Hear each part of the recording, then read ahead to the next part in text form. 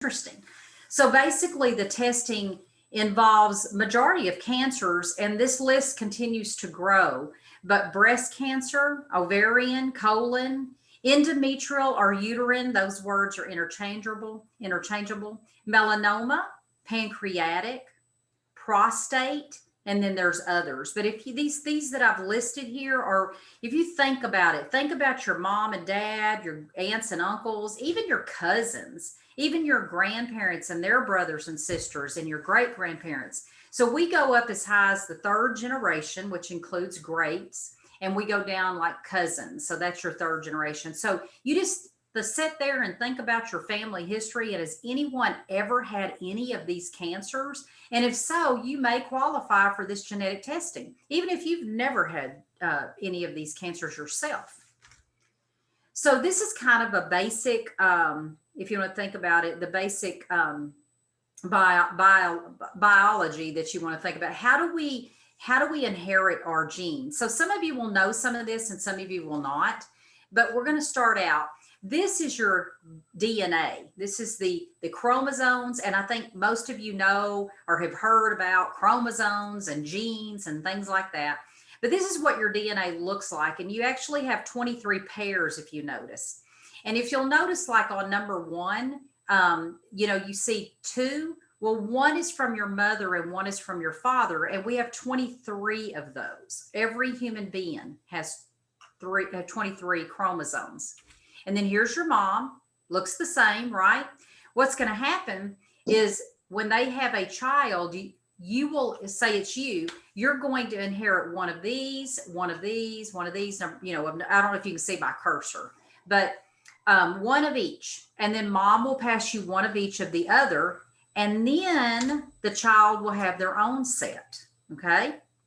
So you will then have your 50% of your mother and 50% of your father. And on each one of these chromosomes, can you guys see my cursor? Yes. Okay. All right. So on each one of these, there are thousands of genes. Okay. So if I add up all the genes in this DNA, we're going to have about 20,000 genes. And each one of those genes has a purpose. The color of your hair, the color of your eyes, and so on. Well, this is very interesting because in 1994, and even before that, the Human Genome Project, if you've ever heard of that, they are the ones that sat down and were pretty much studying the depth of these genes. What's the purpose of all 20,000? That would be very interesting to know that. So as they were studying that in 1994, they found a gene that its purpose was to protect you from cancer. So that's pretty cool because everybody thought that, oh, do I have that gene that causes cancer? That's not the way it works. God gave us these genes. We didn't know this before 1994, but God gave us genes to protect us from cancer. So they were already there. They've always been there. And thank God we have them. We have 2 of each gene that they've discovered so far. And each one of those genes protects you from cancer. And I'm going to show you in a minute that one gene may protect you from multiple cancers. So if one's defected, you may be at risk for more than one cancer. Let's talk about that. Okay, so this is kind of some of the genes that we have discovered. Now we have many more, but it kind of shows me what chromosome they're on. But all of these genes and more protect you from cancer.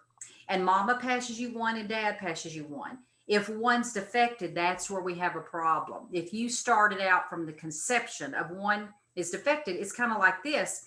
You have 2 kidneys. It's better to start out with 2 working good kidneys than it is to start out with 1. And maybe, some people are born with 1 kidney or 1 doesn't work. Who do you think is better off? The one who starts off with 2. But here's the deal. If you start out with 2 good working kidneys, and you don't take care of yourself, but the person who said, hey, I found out as soon as I was old enough to understand that I only had 1 good working kidney, then they're probably going to be more aware early on and take care of themselves. Does that make sense? So people take it for granted that we have everything's working, everything's great. But if you knew that one of these was defected and you were at a higher risk for cancer, you might be more healthy conscious. You might think more about the environment. You only have 1 left. We don't want to mess it up. So that's if you can think about that. This is another way to show you the first 2 chromosomes here. You don't see a defect. This represents a defect right here. They're starting out with 2 normal genes. As they go through life, one becomes defected through the environment. They still have 1 left. We're still all good. But once that other one becomes defected, now they're both knocked out and it can't protect you from cancer. Okay. Now, once both of them are knocked out, you could develop cancer. Look at this person down here. This person started out with a defect. They inherited a defect. They started out that way. So mom and dad had a defect in them. And then as life went on, the environment knocked out the other one, and now they can develop cancer. So you can see where a person that is born or conceived with a defect is at a much higher risk. And I'll show you some of those risks. Now, this is just another way to show you how you inherit it. The only way you're going to inherit a defect is if your mother or father had a defect. If your mom and dad are alive and you could test one of them, then you would know whether you have a risk or not. But if they're already deceased, you can't check that, right? So here's a parent. If you'll notice, the father has a mutation on one side. The mother does not. So we don't really care which one she passes. Okay. So now they have a child. This child is fine. You don't see a defect. They have another child. This child was unlucky. This child got this side from the father. So there's a 50% chance that they will inherit the defect and a 50% chance that they will not. Does that make sense? There's no, you can have 5 children with no that you never pass the defect to, or it may be just 1, and it may be all of them. In this case, they're just showing you that every other child just happened to have the defect. So there's a 50% chance. Now, Medicare pays 100% for testing.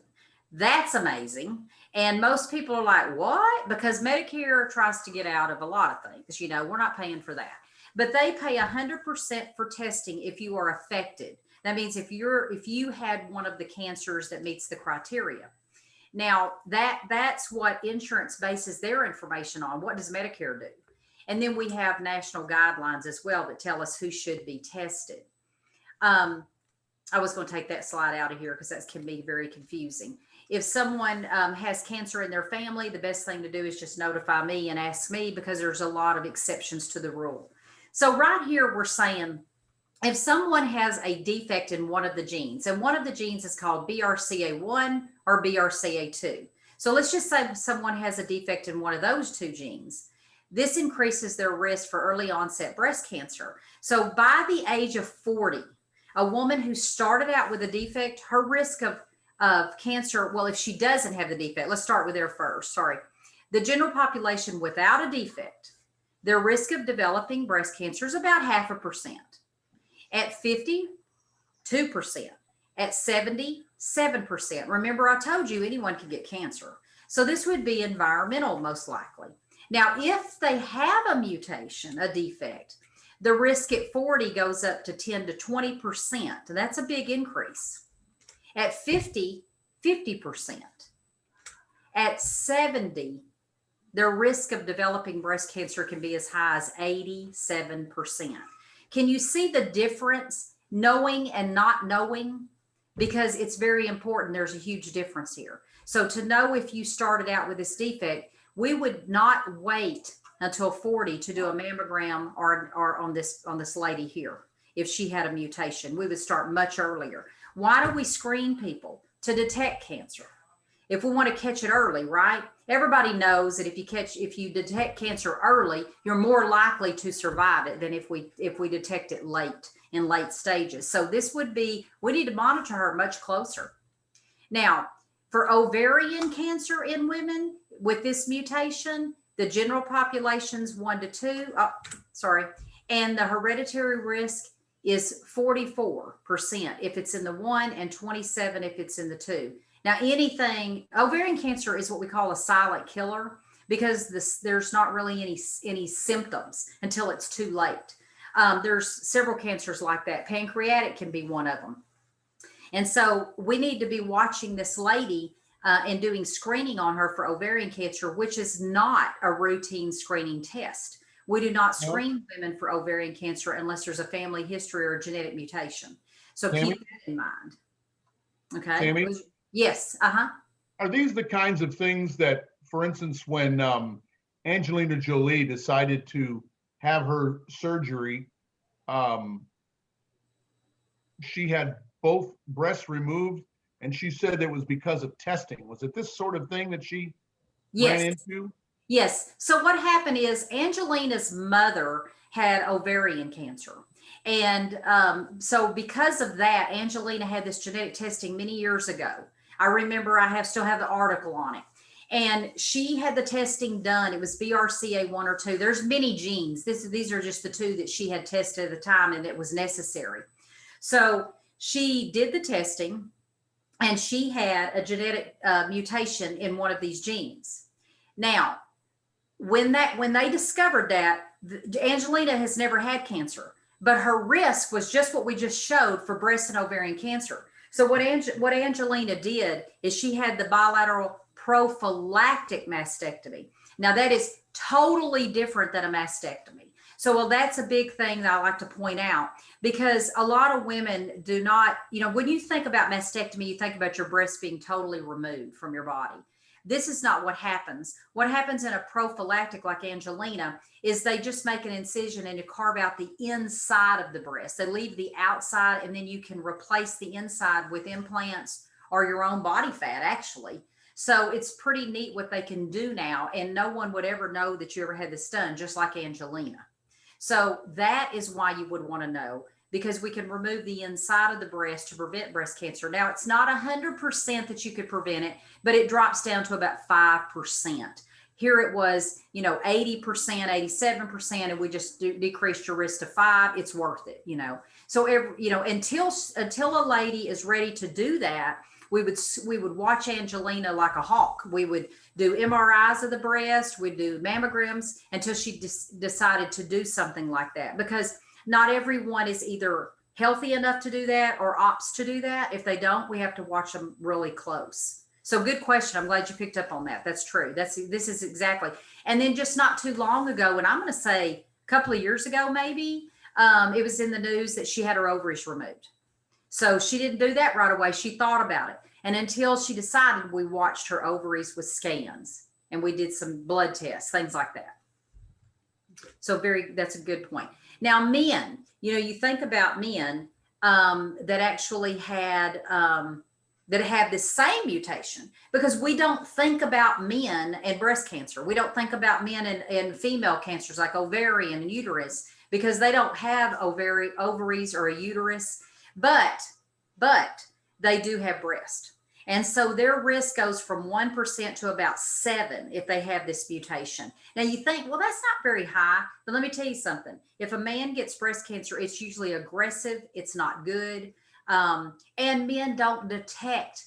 They're not looking for anything. They're not looking for nodules. They're not looking because they don't think about it. So this man that had a mutation is going to be watching their cells and be much more aware of if they get a knot in the breast or something. They're going to say, wait a minute, I can't just blow this off and act like it's nothing. I've got to go get this checked out. So we watch these men closely.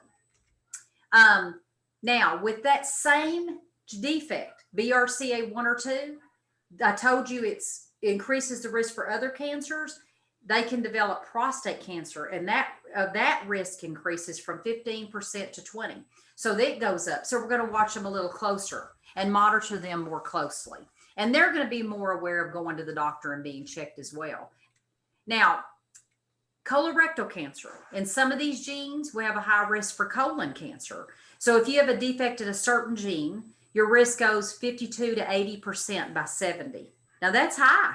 And the general population is 1.7. So huge difference. Now you think about, we get colonoscopies. Does everybody know when you're supposed to have your baseline colonoscopy? Anybody know that answer? What age do you think you're supposed to have your first colonoscopy? 50. That's right. You win. You get the candy for the day. So everybody is supposed to have a colonoscopy at 50. Now, if you have symptoms or problems, definitely we would do it then, even if you're younger. But if you're doing great, you're supposed to have your first colonoscopy. That's called a baseline at 50. Someone with this mutation, we wouldn't wait till they're 50. That would be not good at all. So we would start much younger, okay? Probably in their 20s or 30s. Now, what we usually do is we look at if there was ever a colon cancer in the family. You always do 10 years younger than the youngest colon cancer, regardless of a mutation or not. So if you had a father or an uncle or a brother, sister that, or a grandmother or whatever that had colon cancer at 45, we would start testing you at 35. So that's a given. So remember that too. So that's why it's so important to know your family history. Endometrial or uterine cancer, the risk goes 25 to 60 with a mutation by 70, and the general population is 1.6. So again, we would watch them much closer. Other cancers, I just want you to see. If you have a mutation in one of these genes, it's called Lynch syndrome. There's 4 genes. If you have a defect in any one of those, your risk for those cancers for colon and uterine that I just showed you, plus look at this. You also have an elevated risk for gastric, ovarian, sebaceous glands, like your sweat glands, small bowel, uterine, liver, brain, pancreas. So if you can see the difference in these risks, and the reason I show this is because these things are not screened on a routine basis. And we need to be watching these people and paying attention and not saying, oh, that's not, because that's a lot of times what happens. Oh, that's nothing. Let's just give you some antibiotics and send you on your way. We need to be very cautious of these patients. And that's what happens. You're monitored much closer for these types of cancers. Now, improved outcomes with medical interventions, like I said, the prophylactic mastectomy, having your ovaries removed. So we're going to do increased surveillance. There's even some drugs out there that we can give patients to lower their risk. Prophylactic surgeries, increased screening, start at a younger age, more frequent. We talked about mammograms, MRIs, colonoscopies. There's other types of screenings that we can do. We talked about the bilateral mastectomy and the bilateral removal of the ovaries. Did you know that you can even have your colon removed? Now, you have a small colon and a large colon. With this particular syndrome that I called Lynch syndrome and all those risks, it is recommended that you have your large colon removed. Now, everybody automatically thinks a bag on the side, okay? But that is not necessary with the surgery these days. They're able to reconnect without a bag. So that's not done in this area, but it is done in the Dallas area. And I think Little Rock can perform this surgery, but now they're starting to be able to reconnect without a bag. So it's not necessarily doomsday or horrible things. It's amazing where things are going and the surgeries that they can do now. I even know someone personally that has a mutation that had a very high risk for gastric cancer, stomach cancer. It was all in her family. And they found that they all had this mutation, this defect, and they've had their stomachs removed. Now, this was done in Minnesota. I know her. She works here in Texarkana. She's very well known. She speaks publicly. She looks great. She's doing great. I didn't even know that was possible myself. So these are things in where we're going with this. It's amazing what we can do now. And that is the end of my talk. This is my last picture. I have 9 grandchildren. And this is why we do genetic testing. It's about the family. It's about protecting your loved ones and yourself from developing cancer. And I believe as a Rotary Club, knowing this information, you think about your family, you think about your neighbors and your friends. And when you go out and you serve the public like you do, and we appreciate everything that you guys do, this is things that you can spread by word of mouth. And if someone just wants to know, I wonder if I meet criteria, they can pick up the phone and get a free consult with me. You can give them my phone number. It's I'll give it to you now. It's 903-614-2654. So 903-614-2654. And I work at Christus St. Michael Cancer Center and do genetic counseling and testing. But I thank you so much for listening to my talk today, and I hope you enjoyed it. And I hope you learned something from it. Do you have any questions for me? What was the prefix again? Excuse me, 903-614. 903. Yes, sir.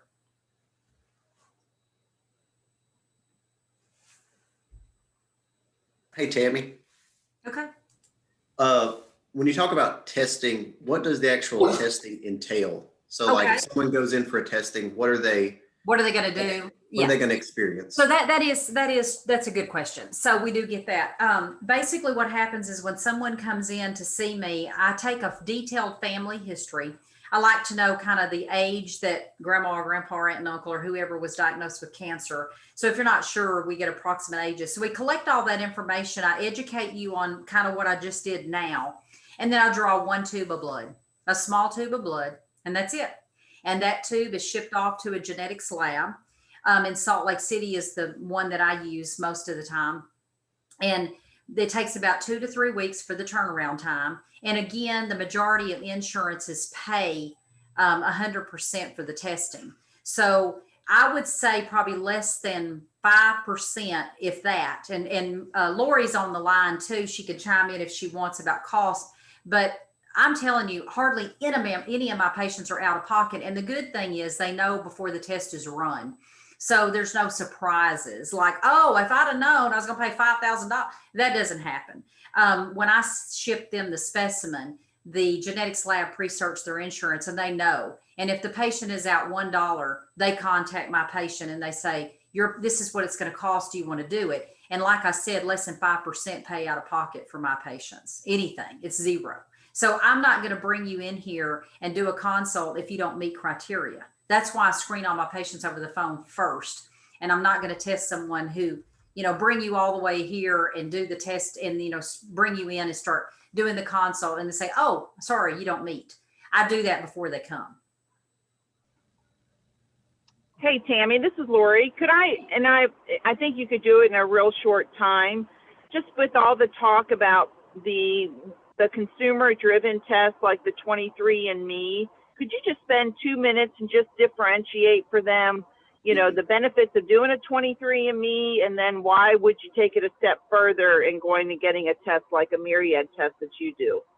Exactly. Good point, Lori. So a lot of you've heard of 23andMe, the DNA type of testing that you can do that tells you, lots of different things.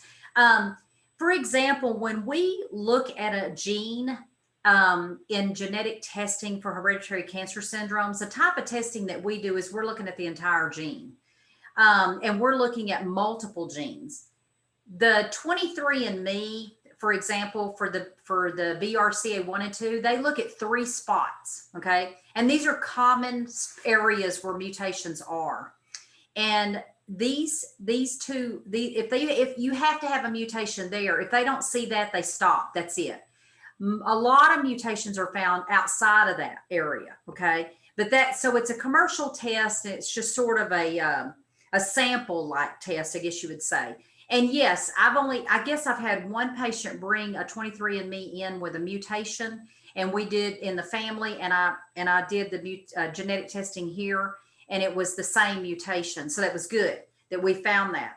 But 23andMe is more of a recreation type testing. It's not anything and in the depth that we do here. So you can't compare them as far as what all this one can tell you about cancer syndromes. It just touches on it and barely touches on it. Is there anything else you can think of, Lori, that about the comparison that I didn't mention?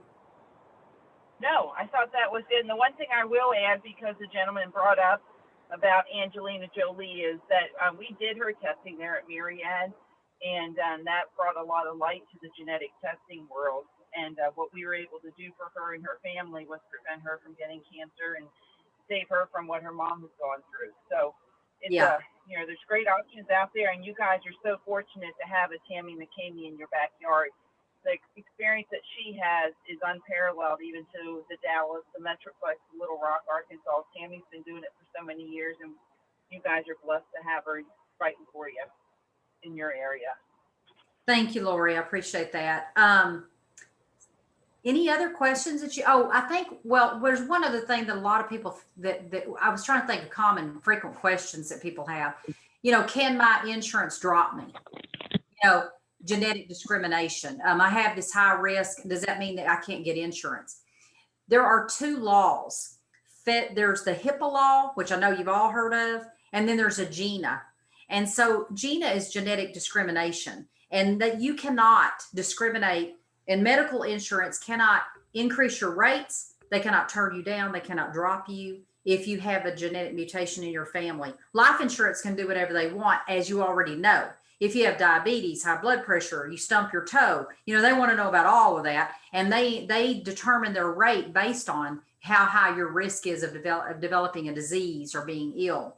If you smoke, they increase the rate. They can deny you at any time. So this is no different. But when it comes to medical insurance or even employment, this is something that they cannot use against you. So there are two laws against it, not just one. And that is a big question that people will ask. And Medicare, like I said, supports it. So 100%. You either meet their criteria or you don't. And if you do, there's zero out of pocket. And right now we test 35 genes, and those 35 genes protect you from multiple cancers. So one gene, maybe several cancers. And that's why it's so important to know. You can't just lean on, oh, my grandmother had ovarian cancer. I'm a man. I can't get ovarian cancer. I don't need to worry about it. That is not the point. The point is there may have been a mutation in that person. If you inherited that mutation, you may be at risk for other cancers like prostate and pancreatic and colon. And, so you need to know all of that. So it's really valuable information and can save lives. That's kind of the key.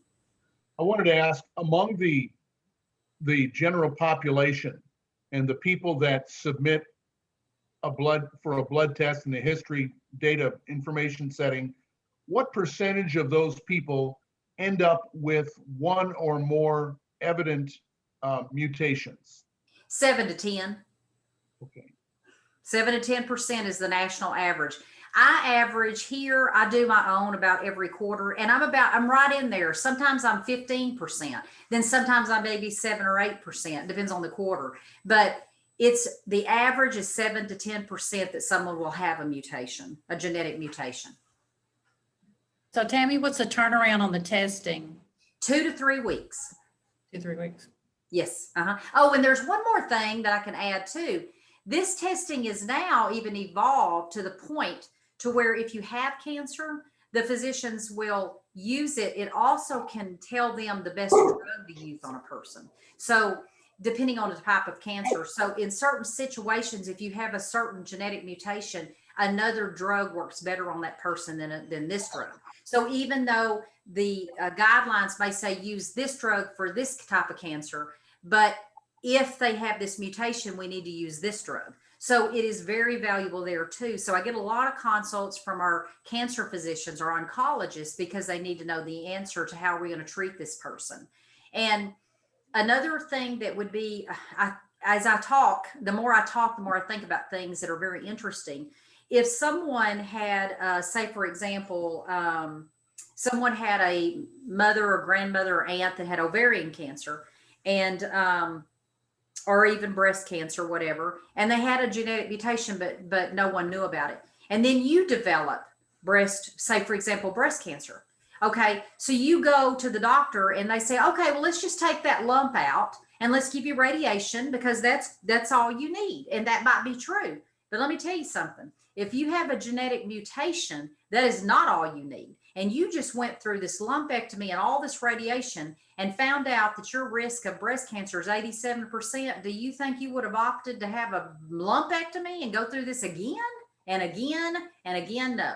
So most women and all of our physicians around here know now. They send the patients to me before surgery so they can say, do we need to do a lumpectomy or do we need to do a bilateral mastectomy or prophylactic mastectomy? So, I would be upset if they didn't send me for genetic testing because then I might have to go through this again. You see what I'm saying?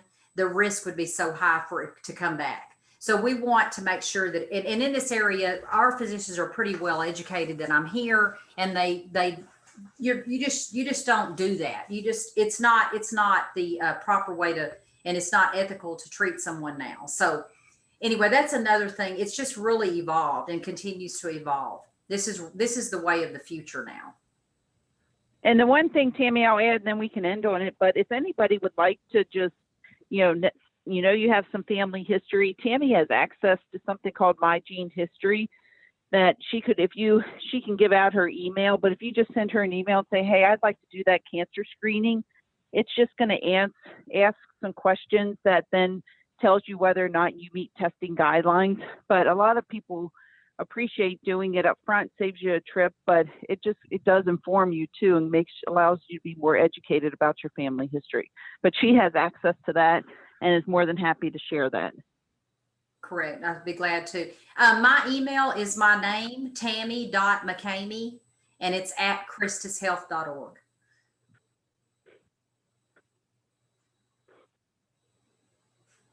But thank you guys for everything and listening in, and I hope it was interesting, and I hope you learned something.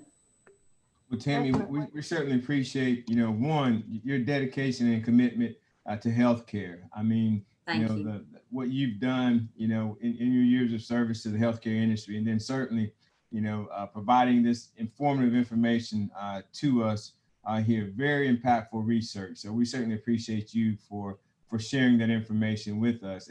And we typically send out presentations to our Rotarians in this area. So if you wouldn't mind sending that to Alexis or to Tyler, and then if you include your email address, contact information, that way our Rotarians in this area will have that information. But we certainly appreciate you sharing this information with us, and certainly, the great things that you guys are doing there as well. Again, we appreciate that. So if no one else has any questions, again, our next meeting will be October the 26th. And I wanted to mention this, Tammy, and you'll laugh about this one, okay? So I'm here in South Central Arkansas, Louisiana line, but I'm originally from Nashville, Arkansas. And I could tell as you started your presentation, and you'll get a chuckle out of this. You mentioned that you started to say, well, I'm in Texarkana, but you said Texarkana. You know as well as I do is Texarkana, right? Texarkana. Yeah, I figured you'd get a laugh out of that. But seriously, we certainly appreciate your time. Well, thank you for allowing me. I appreciate it. I enjoy doing it, and I'm thankful that you let me speak to your group today. You guys have a wonderful fall. You do the same. Take care, everybody. Thanks for tuning in, and we'll see you in a couple of weeks in person at HealthWorks. More info to come. Have a great afternoon. Remember, early voting starts next Monday. Next Monday. Thank you. No.